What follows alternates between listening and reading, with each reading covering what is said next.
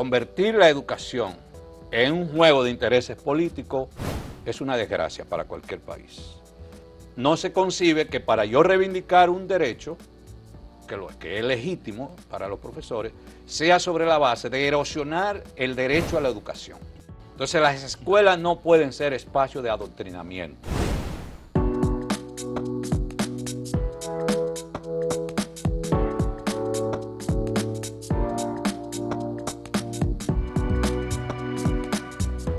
Saludos amigas, amigos, ustedes sintonizan Acento TV y este es su espacio a partir de ahora.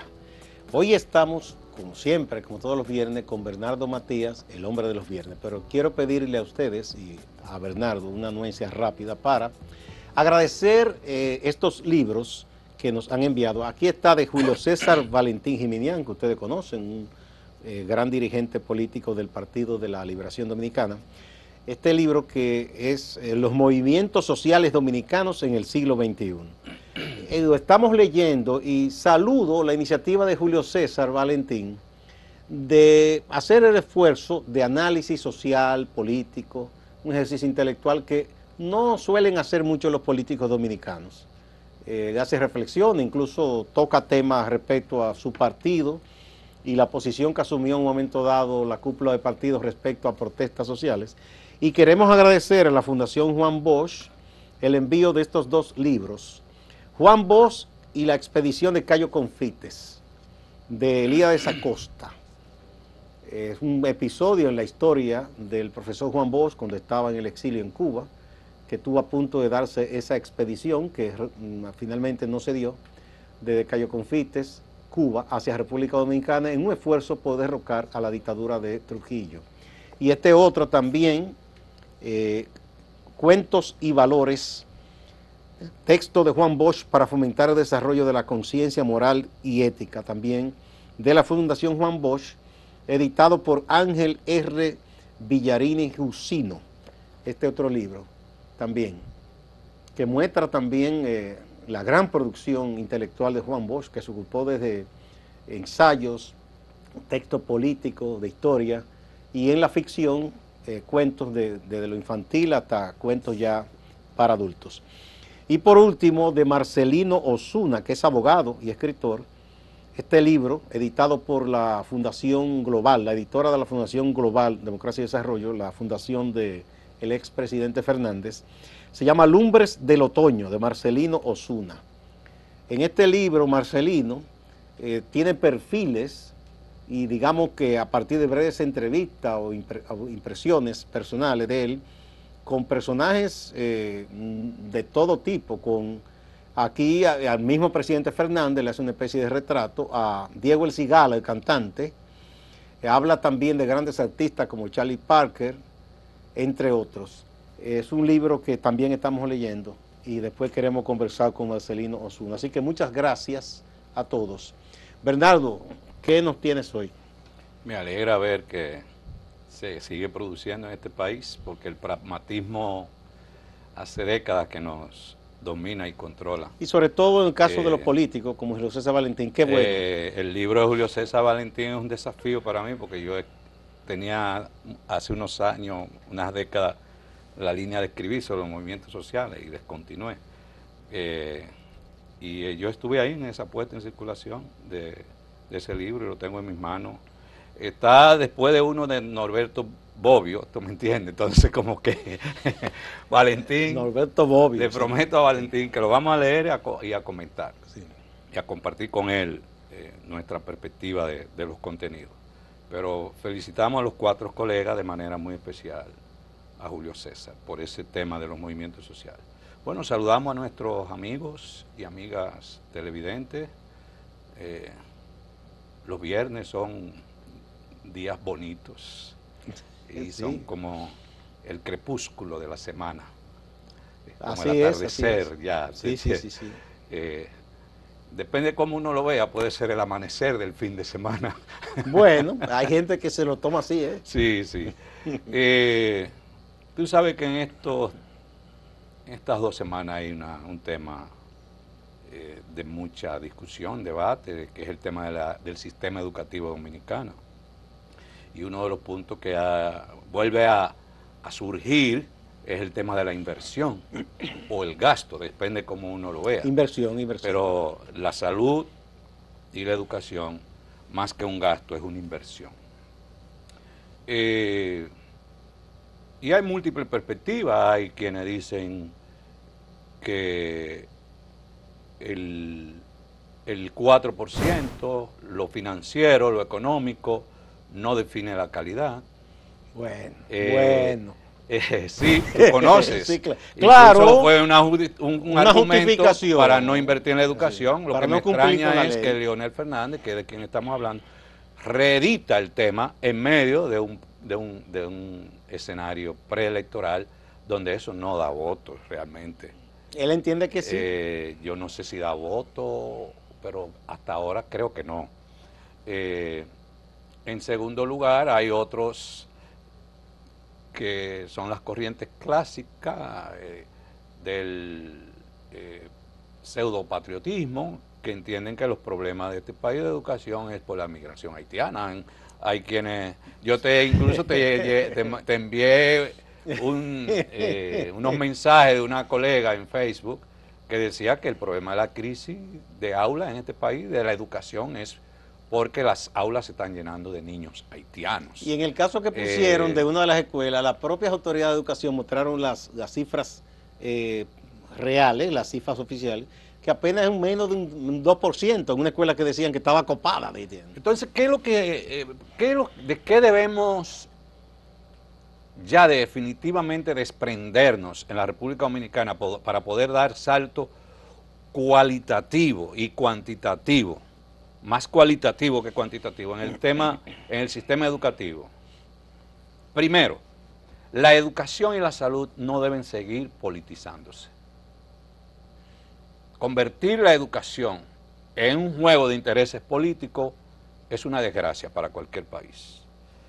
Entonces, un elemento que arrastramos históricamente es que la educación se ha politizado. ¿Y cómo se politiza? En la inversión. ¿Cuáles son las áreas prioritarias de inversión?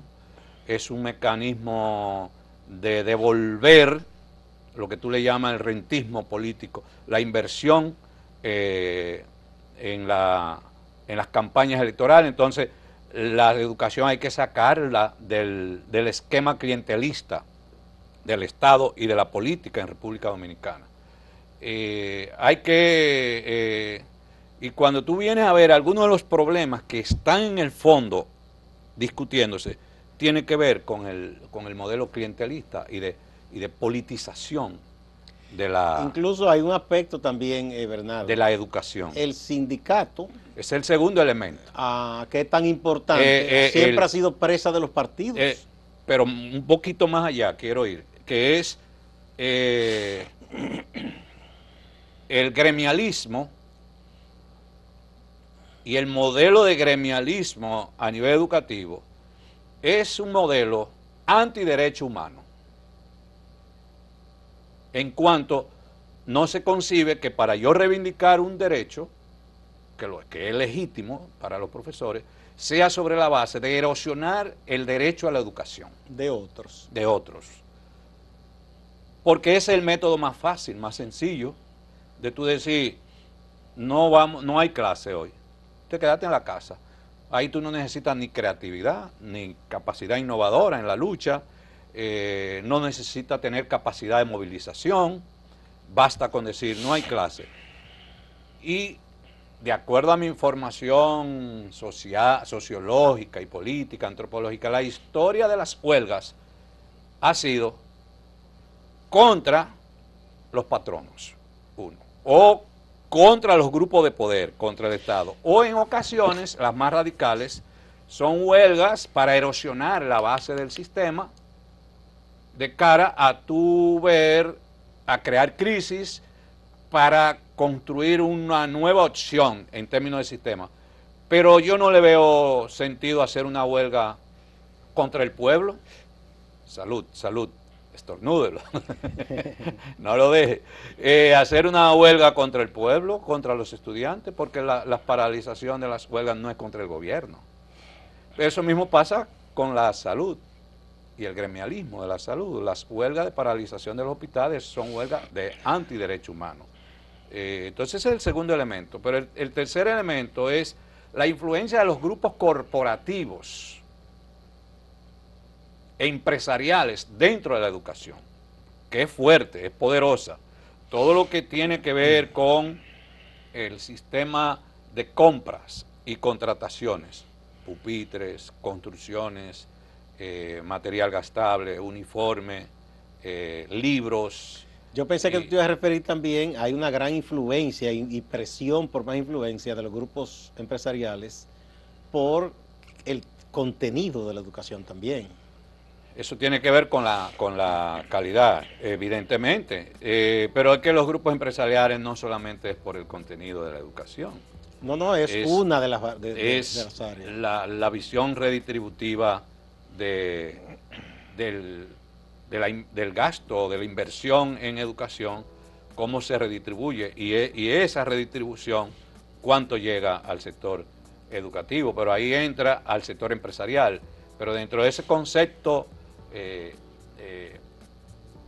privado de la educación entran los intereses eclesiales, de las iglesias, de grupos de inversionistas en la misma en el mismo sistema educativo.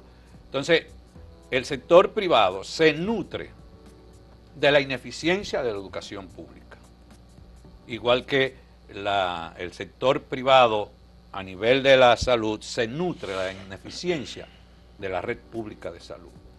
Entonces, mientras la educación esté entrampada en esa madeja de intereses corporativos, empresariales, político, partidarista, clientelista, y el gremialismo, que no deja de ser clientelista también, el gremialismo clásico, histórico de la sociedad dominicana, y un gremialismo muy enfocado a las luchas de los intereses mismos de los profesores, no de la educación en términos general, porque en la mayoría de las luchas ha sido a favor del incremento de salarios. Si tú te das cuenta, después que se hicieron unos ajustes significativos a los salarios de los profesores en los gobiernos de Danilo Medina, ha habido una disminución de las paralizaciones de las escuelas. Entonces eso es de entrada. Pero volvió de nuevo, porque cada cierto tiempo eso se... No, porque es que cada presidente de la ADP o del gremio eso es lo que quiere mostrar, si no hace huelga, no tuvo una buena gestión. Vamos a una primera pausa, Bernardo, y volvemos. Pero esos elementos son de entrada fundamental para tú repensar no solamente el modelo como tal, sino la propia inversión en salud, bien, en educación. Bien. Vamos a la pausa y volvemos.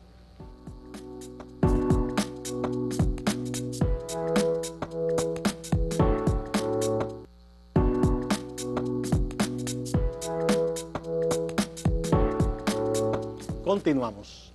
Bernardo, yo sé que tú eres una persona de fe consciente, y te pregunto, como aquí cada grupo quiere que la educación sea lo que sea lo que ellos piensan que debe ser, quieren que se imponga la educación en su propia visión, ¿qué te parece que aquí se aprobó una ley, por suerte no se lleva a cabo de manera generalizada, que obliga a la lectura de la Biblia en las escuelas? Tú sabes que en basquetbol existe el concepto de los jugadores desequilibrantes. Entonces tú estás como esos jugadores, me ha hecho una pregunta desequilibrante. Que saca de casilla el equipo. Kobe Bryant tenía la fama de ser un jugador desequilibrante, Michael Jordan, que son los que desequilibran al oponente, porque tú no sabes por qué lado va a entrar. Entonces tú estás así como un jugador. Mira, sí, yo soy no solo de fe, sino yo me confieso cristiano.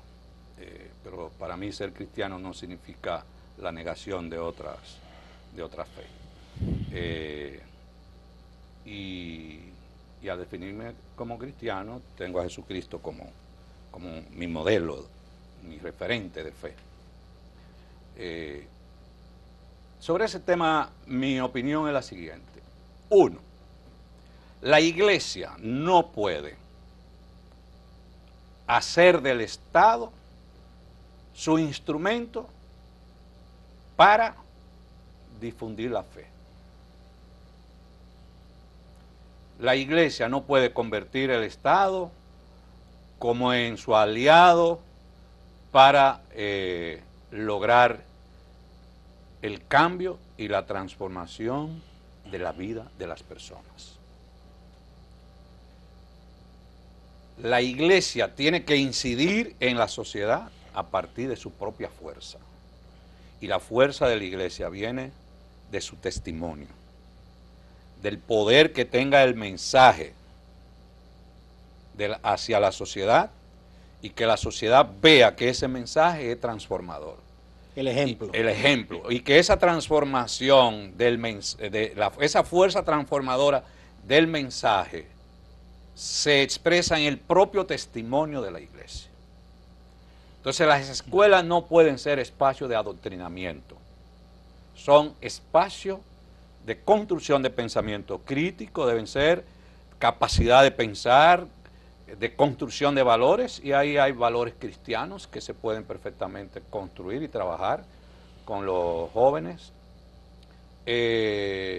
Yo soy partidario de que en las escuelas más bien se enseñe historia de las religiones, antropología de las religiones, y que un estudiante tenga la posibilidad de conocer qué es el cristianismo y cuáles son los fundamentos del que era la cristianismo, idea de Eugenio María de Hostos. ¿Qué es el budismo y cuáles son los fundamentos del budismo? El islamismo, cuáles son los fundamentos del islamismo. Y tú lo que estás es educando, formando, no adoctrinando. En ese sentido, ya tú entiendes qué es lo que... Muy bien. Cuál es mi punto de partida sobre ese tema. Y eso siento que me hace más cristiano que menos cristiano, porque asumo que el cristianismo tiene que llegar a la sociedad a partir de su propia fuerza, no de la fuerza del Estado. Ese es el famoso periodo de la cristianización, de cristianizar al mundo a través de la espada, a través de la fuerza y a través del poder. Y si algo debe caracterizar a la Iglesia es la humildad, la sencillez, no el poder. Bien. Por eso no seguí siendo sacerdote, porque yo fui con una inspiración de un Jesucristo humilde, sencillo, y me encontré con otras cosas. Bien. Sí, pero no quiere decir que he perdido mi fe. No, pero aclarado eso. Sí. Bueno, siguiendo con el tema de entrada.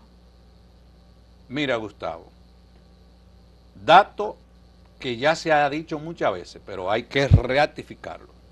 De acuerdo con el informe del Programa para la Evaluación Internacional de Alumnos, que ya le conocemos como PISA, de su sigla en inglés, que es auspiciado, organizado por una organización que se llama la OCDE, o la OCDE, como tú quieras decir, que es la Organización para la Cooperación y el Desarrollo Económico. Ahí están las economías más grandes del mundo. Ahí hay un grupo de pensadores también fuerte, poderoso, en términos intelectual y de rigor. Los países con peor desempeño, esto fue en el año 2018. El 18, hace... De América Latina. 4 años de eso. Perú, con 387 puntos, creo que de 1000. Brasil, 377. Y República Dominicana, 328. Los 3 peores en términos educativos. En 2018. Sí, 2018. Eso no ha variado. Quizá pudo haberse profundizado con lo del COVID y todo esto.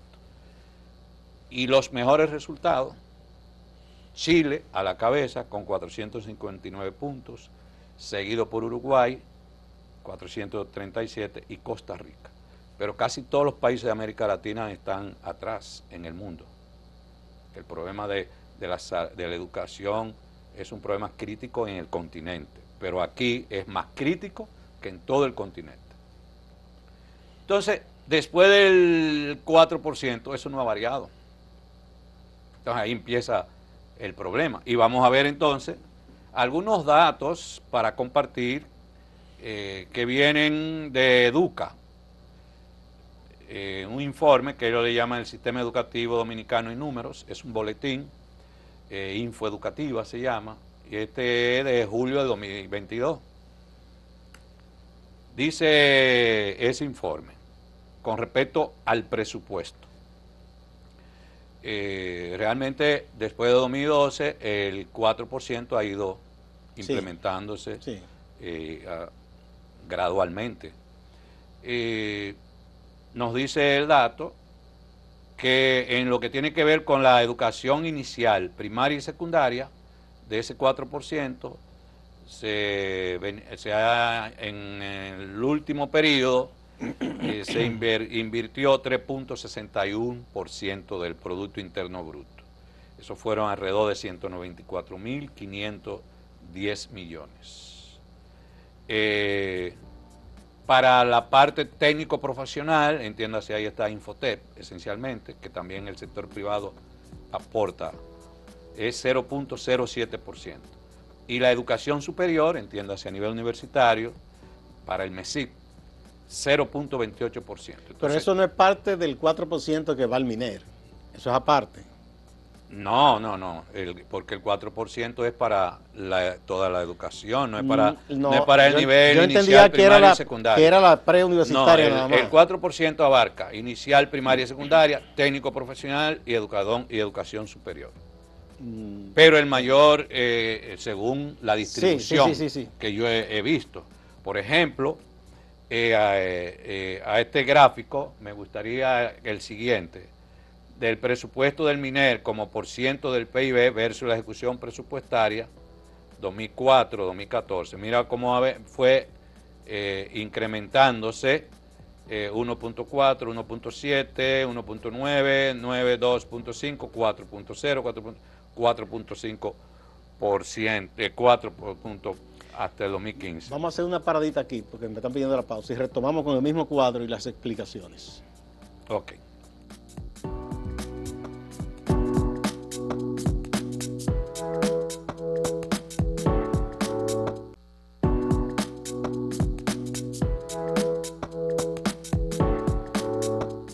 Continuamos con Bernardo Matías. Sí, este gráfico, la parte más importante es cómo ha ido creciendo. Es automático, sí. Según el PIB crece o el presupuesto tiene que crecer. Claro, pero alguien puede cuestionar que no se ha cumplido con eso. Se ha cumplido, por lo menos 2015, y siguió. Sí. Entonces la pregunta es, ¿por qué ahora se quiere recortar? Ya se echó hacia atrás, por suerte. Sí, pero el hecho de que se haya colocado en la agenda política no pública, debió ser. ¿Cuál es la motivación de eso? ¿Cuáles son los elementos que están de fondo detrás de todo eso?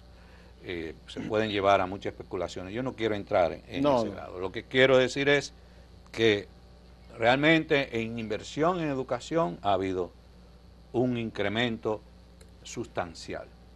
Pero lo mismo se ha expresado a nivel de la cobertura y de la matrícula, a nivel universitario, primario y secundario, inicial, primario y secundario.